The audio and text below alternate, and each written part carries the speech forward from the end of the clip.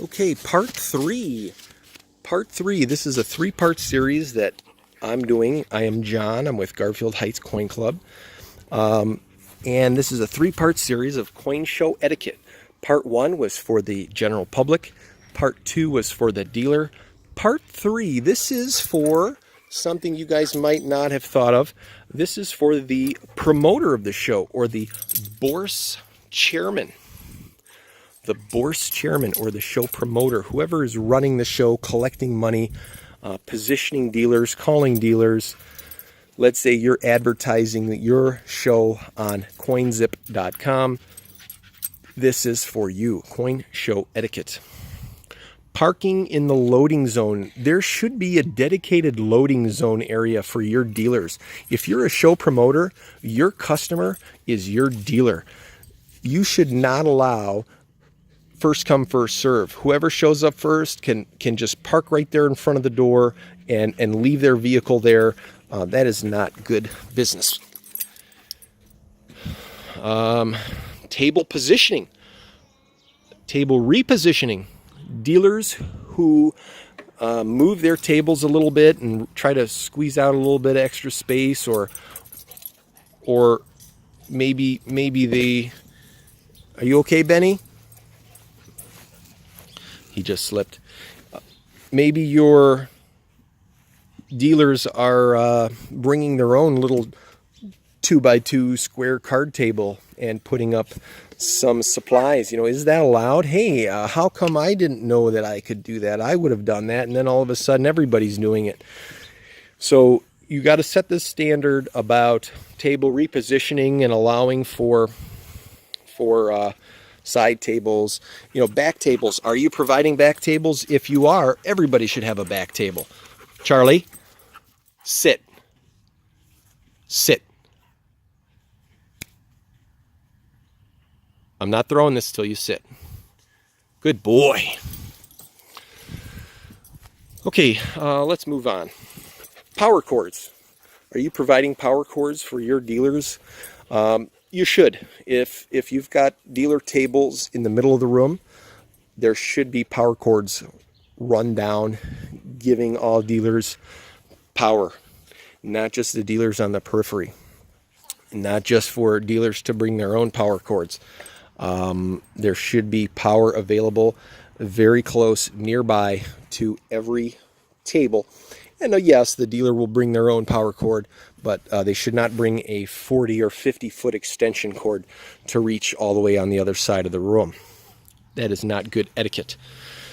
Food. If you are providing food for your dealers, don't provide food for just a select few.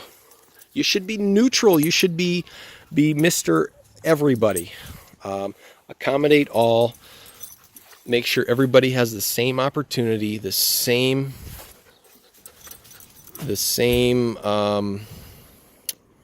what's the word I'm looking for? The same space, the same table space, the same. If there's a backup table, they have a backup table. Power, lighting, everything. You should be neutral, or set the standard right away. Unfortunately, this is a smaller table and there is no backup table, so therefore I'm only charging X amount of dollars. It's at a discount, but just so you know, this is why. That should be set, or that should be notified to that dealer right up front. That is good etiquette. Here's another thing. Show promoters or bourse chairman. Sometimes a customer walks in and says, hey, I've got Morgan dollars to sell. And that show promoter will tell that patron to go over to their friend's table. You shouldn't do that. You should be very neutral. If somebody has, silver, foreign silver, spread the love out throughout all the dealers in the show. Have everybody get a little bite of the action. Maybe somebody's looking for something specific, like upper bank tokens from Canada. Canadian upper bank tokens. So, hey, row 3, table 2, his name is Tim. He's got Canadian coins, and he'll help you out. But feel free to talk to anybody. Get your appraisals, walk around. If you need any more help, please come see me. That's what should be said. Don't just funnel customers directly to your friend's table. And if you're a show promoter and you're throwing a show and you're setting up at that show, taking that first table, in my opinion, is not good etiquette. Good etiquette would be to be in the back. Be in the back. If for example, a coin club is hosting a show, you can have that front table to register, to have sign in, maybe to buy raffle tickets, but that front table should not be a dealer's table that operates or is the president of the organization that is running the show. That is not good etiquette. And finally, good etiquette is knowing your dealers. You know, who specializes in what. Make recommendations. And this kind of goes off of what I just said. I kind of got those things mixed up a little bit, but you know, all this stuff does get mixed up. So a couple more things here I wrote down on the back of this paper. Contracts. Is it a good etiquette to have a contract? Maybe you're going to ask the dealers to pay up front to reserve their spot for the next show. And of course you want to do that. You want people to prepay. You want to increase your commitments and make sure you have a good turnout. Let's play with chalk, Benny. So, you know, yes, you can do that, but you know, a lot of times dealers don't come. Are you now keeping their money? You know, all that should be spelled out in a contract. It should not just be a surprise to some dealers. If you are providing power cords, lighting cases, and a lot of times the larger 3-day shows, the facility or the organization that is hosting the show provides cases and lighting. You want to make sure if you're charging for that they are in good working order, and they should all be the same or very similar. Not one is an inch deep and another one is 3/4 of an inch deep, and the lighting, one's an LED, one's a fluorescent bulb. You know, try to have everything similar, equal. That is good etiquette. Advertising. As a show promoter, are you advertising just once for that first show in January and then you're not advertising again? I don't think that's good etiquette. Unless that might be good etiquette if that is in a contract, in writing, and that is the expectation for all dealers. I think leave it. I think good etiquette would be to go get it. Advertise every time. Again, unless it's specified otherwise.